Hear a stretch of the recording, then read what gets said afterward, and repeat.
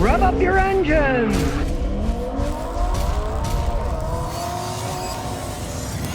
Okay, today we got a 2016 Civic. It's hit a pothole, had some damage on the front. Now it's making a noise that's driving him crazy. But he's a soldier and he's going to be stationed in Germany, so he wants me to check the whole thing out before he takes it to Germany. So we're going to do a total checkout and scan of it too. But first, let's see what's going on in the front end. Why is it making a noise when he turns it? The soldier's driving his car, we're going to listen for that noise. Of course, you know it's not going to make the noise while I'm in it. There. Okay, I can hear the noise. There it is again. Rucka, rucka. Now noises can be funky to decipher, but to me it sounds more like it's on the passenger side or somewhat in the middle. So we're going to jack that side up first. The open hood we can see it's got brand new struts on it. Those are replaced because that pothole, he said, it went way in it. Now there's absolutely no play or anything on this side, so let's take the wheel off. Here we go. Now as we can see, it's got quick struts on it. I'm not a fan of quick struts, but that's what they put on. Everything's bolted on. I don't see any particular wear marks on anything. And none of the bushings are ripped anywhere. I'm checking them all. Those are solid. The front one's solid. Now you probably see my video. I'm going to put some AT205 reseal on the rubber to rejuvenate if any of that's making noise. It soaks in over time and it can make rubber not make noises. Now we'll put the wheel back on and check the other side. So we'll jack up the other side. And I can even hear that creak when I jacked it up as the suspension went down.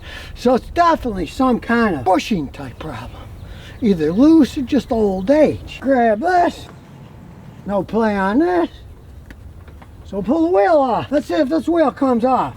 See, now this one wasn't stuck like the other one. We're going to do the same thing. A label fell up. But it's AT205 reseal. We're going to put it on the various bushings and let it soak a while. Now we'll let it down. And while we're letting the AT205 soak itself in, we'll do a full scan of the car because he wants to see what kind of shape it's in before he ships it to Germany. Because the Germans are very particular about what cars they let in the country. So here we go with the giant scan tool, and we'll close the door. Well, he almost ran away with the key going to the fork, but here's the key. Now we can start analyzing. Got a funny story years ago when I was in Houston. Customer left the vehicle, took off with the key, and it was a keyless remote. And then I said, you know, I can't road test your car because you took the key. He had to Uber back, give me the key, and go back. So always give your mechanic the key before you leave. So here we go. Diagnostics. Making a noise, that means it's working. Here we go. We'll do a standalone diagnosis. USA Civic 2016. So, full topology scan. So we will while we're doing it. Hey, it's a nicely set up vehicle. It's 8 years old, but he added the screen. He didn't like the crap that it came with, so he put in a nice Android. But it has an econ mode to get better gas mileage if you don't want to drive as fast. They got a reasonable amount of room in them now. They're not tiny like they used to be. As you can see, there's a bunch of stuff coming up, but I'll warn you. He had work done on the AC under warranty, and I'll bet you they didn't reset anything. I see that all the time, even at the dealers. Now, granted, they fixed it free under warranty. Check the AC codes. Climate control unit lost communication with front panel. Power window master switch with other units error. Now, what we're going to do is we're going to erase these because he had a lot of work done on it free. And I'm assuming they didn't reset it. Maybe they knocked the switch off when they were working on it and then put it on but didn't reset it. The codes, but they're gone now. So let's check this. Power windows. That's another thing that it said was squirrely. The same as the other one. So we'll just check the windows. Up, down. And the back one, that works. The other one, it works. So the heck with those codes. Now it's got a seat restraining airbag code. Let's see what that stupid thing is. Ignition's on, okay. So it is open or short to ground the front passenger's airbag on-off indicator. We'll erase that for the time being. We're going to take it for a serious road test soon, so we'll see if anything pops back that means anything. Look on, there's one more. The electronic power steering, battery voltage high, system malfunction. Well, hey, the battery's been changed on this. I'm assuming that was a battery problem. It's been replaced, so I realize a lot of guys work on them. They change stuff like the batteries. They don't reset anything, and you're going to get these ghost codes. Now we'll check them all. Okay, the codes are off, so let's start her up. And we'll look at live data. Black is good. Red is bad. Okay, air fuel ratio 14.7 is perfect. It's at idle now. It's really close. And the Lambda's 1 is perfect, 0.98. That's almost perfect. And he's getting 30-something miles a gallon on the highway, so for a zippy little car like that, that's pretty good. He's charging fine. Memory backup voltage is good. The data for the VTEC system is good. Fired 0, all the cylinders. Total misfires, 0. Its measurement is 0, which is perfect.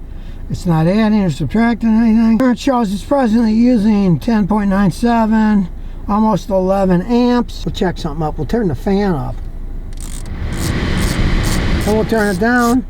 That showed the battery's stable. There's a problem in the battery wiring or something. You turn that fan on, it takes more electricity, and that amperage starts to really jump up like mad. Means you got some kind of a problem, right? But you notice it hardly changed at all, showing that the wiring and everything and all the connectors are intact. It's a quick check. So everything's good. We'll take the computer off, take this baby for a spin. Well, he hooked his backup camera right to his new screen. It's a lot better than the Honda screen. You get a much wider view. It's much better than the factory one. A lot of guys will modify these Civics to their heart's content. I don't hear the noise. I think the AT205 going on those rubber bushings mainly fixed. But now that I'm driving instead of riding with them, listening to the noise, I don't like those front struts.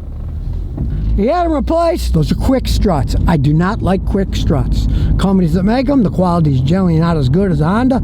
And to me, this doesn't ride as good as a Honda should ride. Which is one reason I never use quick struts. I've tried them.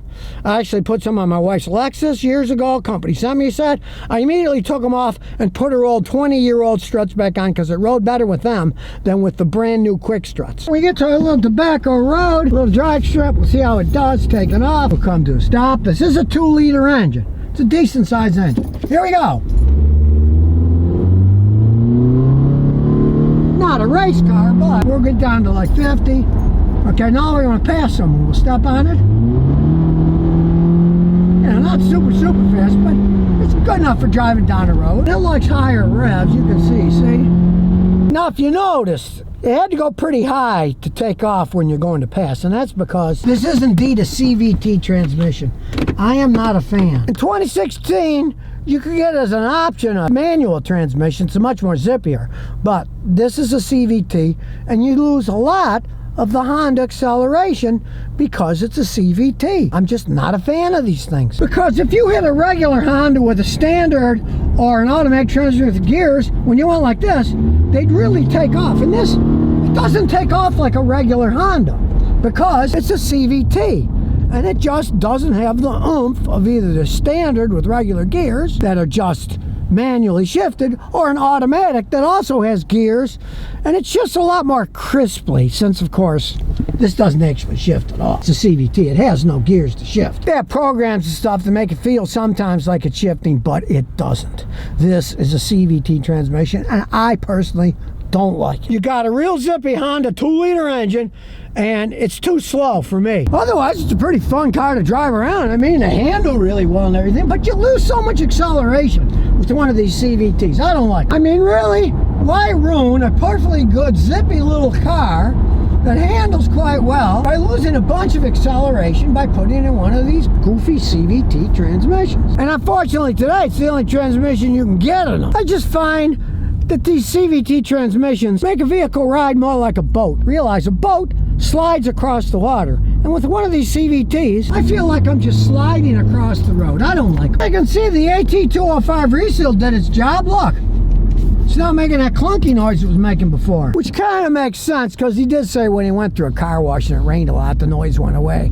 And about the only thing that'll do that are rubber bushings. Because when water gets on, it kind of lubricates them and they stop making a noise. So we'll check it again here, see? It's not making that noise it made before. He's got stuff rolling in the trunk. There's a noise from back there, but up here, the noise is gone. See?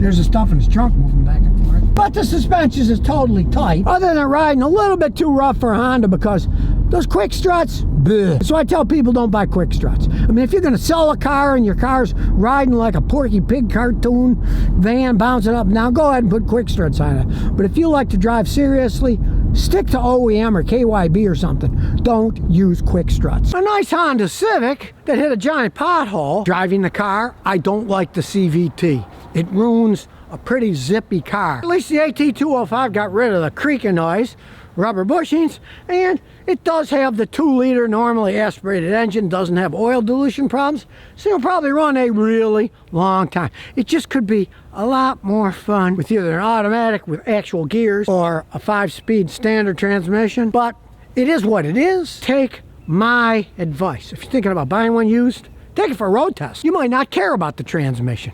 You might say, okay, it gets me where I'm going. I don't care, right? But if you're a serious driver, you're going to say, I don't like that CVT transmission. That's just how they are, especially an older one like this, 2016. It's 8 years old.